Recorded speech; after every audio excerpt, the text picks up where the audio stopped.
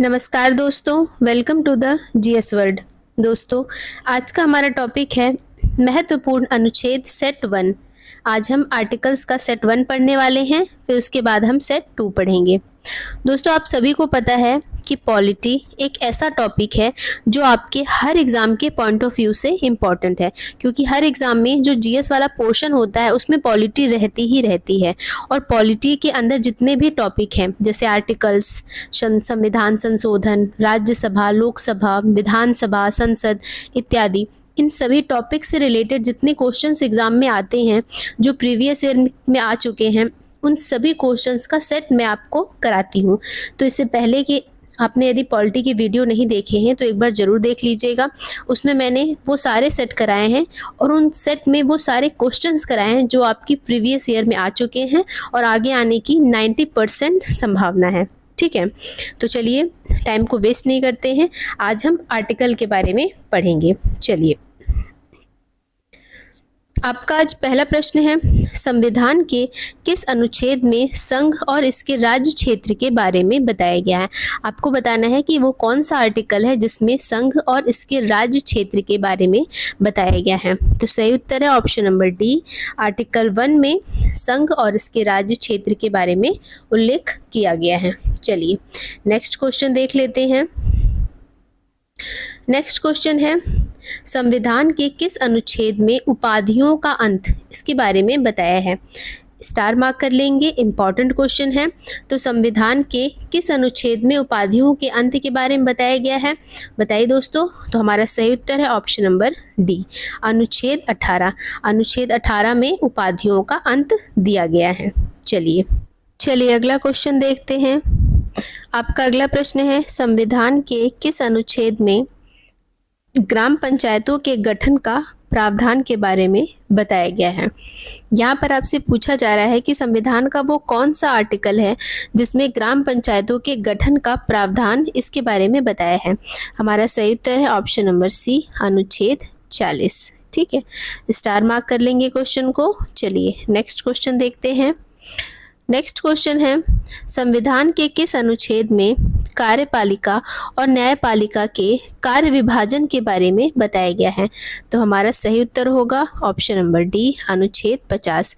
दोस्तों, अनुच्छेद 50 में कार्यपालिका और न्यायपालिका के कार्यों के विभाजन के बारे में बताया गया है। ठीक है, चलिए अगला क्वेश्चन है, संविधान के किस अनुच्छेद में राष्ट्रपति के निर्वाचन मंडल के बारे में बताया गया है। तो बताइए दोस्तों, राष्ट्रपति का निर्वाचन मंडल आर्टिकल 54 में उल्लिखित है। आर्टिकल 54 में राष्ट्रपति के निर्वाचन मंडल के बारे में बताया गया है। अगला क्वेश्चन देखते हैं। दोस्तों, आप क्वेश्चन को देख के समझ गए होंगे कि ये सभी प्रश्न एग्जाम के हिसाब से सही है और हर एग्जाम में पूछे जा चुके हैं, ये प्रीवियस ईयर क्वेश्चंस है। ठीक है, अगला प्रश्न, संविधान के किस अनुच्छेद में राष्ट्रपति पर महाभियोग संबंधी प्रावधान के बारे में बताया गया है। दोस्तों, आप सभी को पता है कि आर्टिकल 61 के तहत राष्ट्रपति पर महाभियोग लगाया जा सकता है। सही उत्तर है ऑप्शन नंबर ए, आर्टिकल 61। अगला प्रश्न है, संविधान के किस अनुच्छेद में भारत के महान्यायवादी का उल्लेख किया गया है। बताइए दोस्तों, महान्यायवादी किस आर्टिकल में उल्लेखित है। तो आर्टिकल 76, अनुच्छेद 76 में भारत के महान्यायवादी के बारे में उल्लेख किया गया है। अगला क्वेश्चन देख लेते हैं। अगला प्रश्न है, संविधान के किस अनुच्छेद में संसद के गठन का उल्लेख है। तो मैंने आपको पहले भी बताया है कि संविधान के आर्टिकल 79 में संसद के बारे में बताया गया है। दोस्तों, संसद, यहाँ से मैं 3 बातें आपको बताती हूँ। संसद के 3 अंग होते हैं, राज्यसभा, लोकसभा और राष्ट्रपति। ठीक है,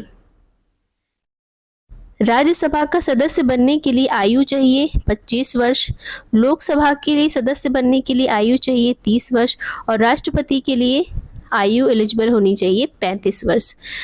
आर्टिकल 79 में संसद के बारे में बताया गया है।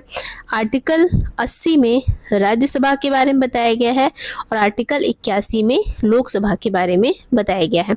तो यहाँ पे काफ़ी सारे इंपॉर्टेंट पॉइंट हैं। सबसे पहले तो संसद के 3 अंग होते हैं, राज्यसभा, लोकसभा और राष्ट्रपति। दूसरा, राज्यसभा के लिए एलिजिबल एज है 25, लोकसभा का सदस्य बनने के लिए 30 और राष्ट्रपति बनने के लिए 35। तीसरी चीज़ है, आर्टिकल 79 में संसद का उल्लेख है, 80 में राज्यसभा का उल्लेख है और 81 में लोकसभा का उल्लेख है। ठीक है, और यहाँ पर एक और बात आपको ध्यान रखनी है। चौथी बात ये है कि संसद का मतलब जो निम्न सदन होता है वो होता है लोकसभा और उच्च सदन होता है राज्यसभा। स्थायी सदन होता है राज्यसभा और अस्थायी सदन होता है लोकसभा। ठीक है, चलिए मैं यहाँ पे अलग से लिख देती हूँ। राज्यसभा जो होता है वो उच्च सदन होता है। ठीक है, राज्यसभा उच्च सदन होता है और स्थायी सदन होता है और यह कभी भंग नहीं होता है। लेकिन लोकसभा निम्न सदन होता है। ठीक है, लोकसभा को जनता का सदन भी कहा जाता है और यह अस्थायी सदन होता है। चलिए आगे बढ़ते हैं। अगला क्वेश्चन है, संविधान के किस अनुच्छेद में लोकसभा का उल्लेख किया गया है? अभी मैंने आपको बताया कि आर्टिकल 81 में लोकसभा के बारे में बताया गया है। चलिए अगला क्वेश्चन है, संविधान के किस अनुच्छेद में राज्यपाल की नियुक्ति के बारे में बताया गया है? तो राज्यपाल की नियुक्ति के बारे में संविधान के किस अनुच्छेद में बताया गया है? आर्टिकल 155 में राज्यपाल की नियुक्ति दी गई है। अगला क्वेश्चन है, संविधान के किस अनुच्छेद में नए राज्यों के स्थापना का प्रावधान है? तो नए राज्यों की स्थापना का प्रावधान है आर्टिकल 2 में। आर्टिकल 2 में नए राज्यों की स्थापना का प्रावधान है। चलिए अगला क्वेश्चन देखते हैं। अगला क्वेश्चन है, संविधान के किस अनुच्छेद में राष्ट्रपति के निर्वाचन संबंधी पद्धति के बारे में बताया गया है? दोस्तों ध्यान दीजिएगा, यहाँ पे राष्ट्रपति के निर्वाचन संबंधी पद्धति की बात की जा रही है। तो यहाँ पर हमारा सही उत्तर है ऑप्शन नंबर बी। आर्टिकल 55 में राष्ट्रपति के निर्वाचन संबंधित पद्धति के बारे में बताया गया है। दोस्तों राष्ट्रपति का एक अलग से वीडियो मैं आपके लिए बनाऊंगी जिसमें राष्ट्रपति के पद, निर्वाचन इत्यादि इन सभी के बारे में डिटेल में उल्लेखित रहेगा कि कौन सा आर्टिकल किसमें क्या दिया गया है। ठीक है, चलिए अगला क्वेश्चन देखते हैं। अगला क्वेश्चन है, संविधान के किस अनुच्छेद में राष्ट्रपति बनने के लिए योग्यताओं के बारे में बताया गया है? मतलब कोई व्यक्ति राष्ट्रपति बनने के योग्य कब हो, उस योग्यताओं के बारे में किस आर्टिकल में बताया गया है? तो आर्टिकल 58 में। ठीक है, 58 में राष्ट्रपति बनने के लिए योग्यताओं के बारे में बताया गया है। अगला क्वेश्चन है, संविधान के किस अनुच्छेद में राष्ट्रपति द्वारा शपथ का उल्लेख है? संविधान के किस आर्टिकल में राष्ट्रपति के द्वारा शपथ का उल्लेख है? इस क्वेश्चन को ट्रिपल स्टार मार्क कर लीजिए, एग्जाम में कई बार पूछा जा चुका है। सही उत्तर ऑप्शन नंबर बी, अनुच्छेद 60। ठीक है, चलिए अगला क्वेश्चन देखते हैं। अगला क्वेश्चन है, संविधान के किस अनुच्छेद में आकस्मिक स्थिति में राष्ट्रपति नहीं होने की स्थिति में उपराष्ट्रपति राष्ट्रपति के तौर पर कार्य करेंगे, इसके बारे में बताया गया है? दोस्तों यदि राष्ट्रपति अपने पद पर नहीं है, उन्होंने अपने पद से इस्तीफा दे दिया है या किसी कारण अपने पद पर नहीं है या बीमार है या अपने कार्य को करने में असमर्थ हैं, असक्षम हैं, उस स्थिति में राष्ट्रपति का खाली पद उपराष्ट्रपति संभालते हैं। ठीक है, और ये किस आर्टिकल में दिया गया है? तो ये दिया गया है आर्टिकल 65 में। ध्यान दीजिएगा, आर्टिकल 65 में यह दिया गया है कि यदि राष्ट्रपति अपने पद पर नहीं है तो उनका कार्यभार उपराष्ट्रपति के द्वारा संभाला जाएगा। यदि उपराष्ट्रपति राष्ट्रपति का कार्यभार संभालते हैं तो उन्हें वेतन भी उपराष्ट्रपति का नहीं मिलता, उन्हें वेतन राष्ट्रपति का मिलता है। ठीक है, और आप सभी को पता है कि उपराष्ट्रपति को 4 लाख पर माह वेतन मिलता है, राष्ट्रपति को 5 लाख पर माह वेतन मिलता है, और जब उपराष्ट्रपति राष्ट्रपति का पद संभालते हैं तब उन्हें राष्ट्रपति का वेतन दिया जाता है कितना, 5 लाख। ठीक है, चलिए नेक्स्ट क्वेश्चन देखते हैं। नेक्स्ट क्वेश्चन है, संविधान के किस अनुच्छेद में राष्ट्रपति को सलाह देने के लिए मंत्रिपरिषद का उल्लेख है? दोस्तों आप सभी को पता है कि राष्ट्रपति को सलाह देने के लिए मंत्रिपरिषद का गठन किया गया है, और ये संविधान के किस अनुच्छेद में है ये पूछा गया है। तो हमारा सही उत्तर है आर्टिकल 74 में राष्ट्रपति को सलाह देने के लिए मंत्रिपरिषद का गठन किया गया है। चलिए अगला क्वेश्चन है, संविधान के किस अनुच्छेद में संसद की सदस्यता के लिए योग्यताओं के बारे में बताया गया है? क्वेश्चन ये कह रहा है कि संविधान का वो कौन सा आर्टिकल है जिसमें संसद की सदस्यता के लिए योग्यताओं के बारे में बताया है। यहाँ पर हमारा सही उत्तर होगा article 84, option number C is correct. चलिए आगे बढ़ते हैं। अब आपका अगला क्वेश्चन है, संविधान के किस अनुच्छेद में राष्ट्रपति के अध्यादेश जारी करने की शक्ति के बारे में बताया गया है? बताइए दोस्तों, संविधान का वो कौन सा अनुच्छेद है, किस अनुच्छेद में राष्ट्रपति के अध्यादेश जारी करने की शक्ति के बारे में बताया गया है? तो यहाँ पर हमारा सही उत्तर होगा ऑप्शन नंबर डी, अनुच्छेद 123। आर्टिकल 123 कहता है कि राष्ट्रपति के द्वारा अध्यादेश जारी किया जा सकता है। ठीक है, चलिए अगला प्रश्न, संविधान के किस अनुच्छेद में राज्यपाल के महाधिवक्ता के बारे में बताया गया है? बताइए दोस्तों, सही उत्तर क्या होगा? राज्यपाल के महाधिवक्ता के बारे में किस अनुच्छेद में उल्लेखित है? तो आर्टिकल 165। आर्टिकल 165 कहता है कि राज्य के महाधिवक्ता के बारे में बताया गया है। चलिए अगला क्वेश्चन देख लेते हैं। अगला क्वेश्चन है, संविधान के किस अनुच्छेद में संघ और राज्यों के लिए लोक सेवा आयोग यूपीएससी का उल्लेख है? यूपीएससी एंड अदर स्टेट का उल्लेख है। संविधान के किस अनुच्छेद में संघ और राज्यों के लिए लोक सेवा आयोग का उल्लेख है? बहुत ही इंपॉर्टेंट क्वेश्चन है, कई बार एग्जाम में पूछा जा चुका है। तो बताइए दोस्तों, यहाँ पर हमारा सही उत्तर होगा ऑप्शन नंबर बी, अनुच्छेद 315। आर्टिकल 315 में बताया गया है कि संघ और राज्यों के लिए लोक सेवा आयोग का उल्लेख है।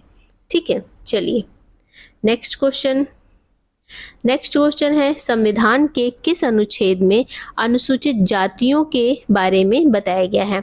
एसटी/एससी के बारे में आप जानते होंगे, तो किस अनुच्छेद में 80 के बारे में बताया गया है? तो आर्टिकल 341। आर्टिकल 341 में एससी के बारे में बताया गया है। ठीक है, चलिए यहाँ पर हमने कुछ आर्टिकल्स के बारे में बता दिया है आपको, नेक्स्ट वीडियो में और आर्टिकल्स के बारे में बताया जाएगा। अगला क्वेश्चन है, संविधान के किस अनुच्छेद में संघ की राज्यसभा का उल्लेख के बारे में बताया गया है? संघ की राज्यसभा का उल्लेख, स्टार मार्क कर लेंगे, क्वेश्चन एग्जाम में आ चुका है। हमारा सही उत्तर है ऑप्शन नंबर ए, अनुच्छेद 343। आर्टिकल 343 में संघ की राज्यसभा के बारे में बताया गया है। चलिए अगला क्वेश्चन है, संविधान के किस अनुच्छेद में धर्म, जाति, लिंग, जन्म स्थान इसके आधार पर भेदभाव नहीं किया जाएगा, इसके बारे में बताया गया है? संविधान का कौन सा आर्टिकल ये कहता है कि हम किसी भी व्यक्ति को लेके धर्म, जाति, लिंग, जन्म स्थान इन सब के आधार पर भेदभाव नहीं करेंगे? सही उत्तर है ऑप्शन नंबर ए, अनुच्छेद 15। ठीक है, अनुच्छेद 15 के द्वारा यह कहा जाता है कि किसी भी व्यक्ति के प्रति धर्म, जाति, लिंग, जन्म स्थान इन सब के आधार पर भेदभाव नहीं किया जाएगा। अगला क्वेश्चन देखते हैं। अगला क्वेश्चन है, संविधान के किस अनुच्छेद में देश के किसी भी भाग में आने जाने की स्वतंत्रता के बारे में बताया गया है? तो यहाँ पर हमारा सही उत्तर है ऑप्शन नंबर बी, अनुच्छेद 19 डी, स्टार मार्क कर लेंगे। अनुच्छेद 19 डी के द्वारा यह कहा जाता है कि कोई भी व्यक्ति देश के किसी भी भाग में आ जा सकता है, उसे पूर्ण स्वतंत्रता दी गई है। ठीक है, चलिए अब आपका आखिरी प्रश्न है, संविधान के किस अनुच्छेद में मौलिक अधिकार लागू करने से संबंधित प्रावधान के बारे में बताया गया है। बहुत ही इजी सा क्वेश्चन है और इम्पॉर्टेंट है, कई बार एग्जाम में पूछा गया है। आर्टिकल 35 ये कहता है कि मौलिक अधिकार लागू करने के संबंधित प्रावधान इसमें दिए गए हैं। ठीक है, तो ये थे आज के हमारे कुछ आर्टिकल्स के बारे में जानकारी। बहुत ही इंपॉर्टेंट क्वेश्चन है, एग्जाम में पूछे जा चुके हैं और पूछे जाएंगे। नेक्स्ट वीडियो में हम और आर्टिकल्स के बारे में पढ़ेंगे। यदि आपको मेरे वीडियो अच्छे लगते हैं तो वीडियो को लाइक करिए, चैनल को सब्सक्राइब करिए। Thank you for watching friends.